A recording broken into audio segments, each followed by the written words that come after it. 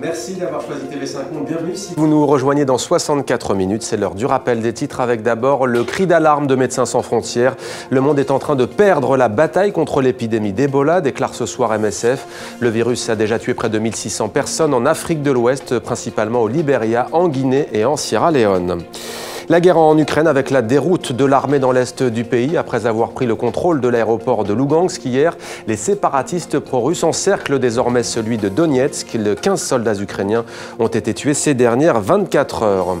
Et puis l'homme au cœur du système de corruption mis au jour au Québec. L'entrepreneur Tony Accurso passe en ce moment même devant la commission Charbonneau.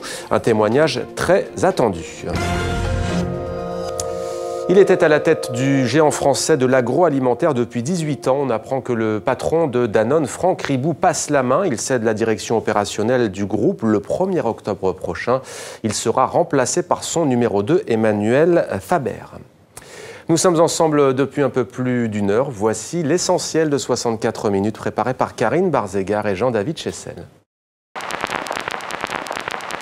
Altercation sur le marché de Painesville, dans l'est de Monrovia.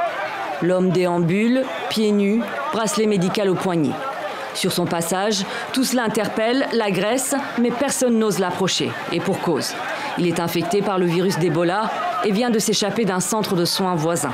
La France, qui par ailleurs siège aussi au Conseil de sécurité des Nations Unies, et donc qui fait partie d'un des pays qui peuvent influencer très fortement la réponse internationale à ce type de crise internationale, doit mobiliser d'urgence des moyens opérationnels sur l'épidémie. Il s'agit de 400 hectares, c'est-à-dire 4 km², soit 2 fois la principauté de Monaco, 4 fois la vieille ville de Jérusalem intramuros, 8 fois l'état de la cité du Vatican.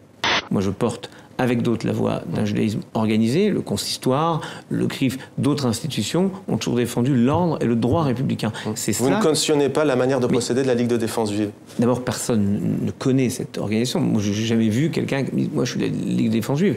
La zone est dévastée, jonchée de débris, de carcasses de voitures. Mais les Ukrainiens tiendraient encore le terminal de l'aéroport de Donetsk, des irréductibles.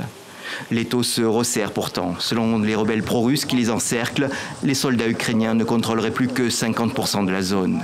En faisant le choix de lancer une opération dite antiterroriste avec d'importants moyens militaires, à un moment où, du fait de la crise politique, le pays et ses institutions, notamment l'armée, étaient fragilisés et désorganisés, les dirigeants ukrainiens ont commis une erreur majeure et qu'ils paient aujourd'hui. Le plus grand projet de construction au monde, c'est Vladimir Poutine qui le dit. Le président russe a lancé ce lundi la construction de Force Sibérie, un gazoduc géant qui relie la Sibérie à la Chine. C'est l'avantage d'un pays qui s'étend de l'Europe à l'Asie, les débouchés. Inconnu du grand public il y a à peine 5 ans, Tony Accurso est maintenant le témoin le plus attendu à la commission Charbonneau. Merci.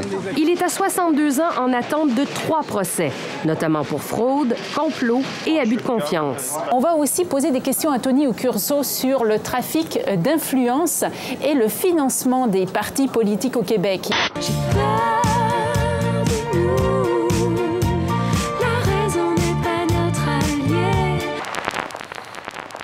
Une pensée pour tous les otages dans le monde, notamment les jeunes filles et les jeunes garçons enlevés au Nigeria et le dernier ressortissant français encore détenu au Sahel.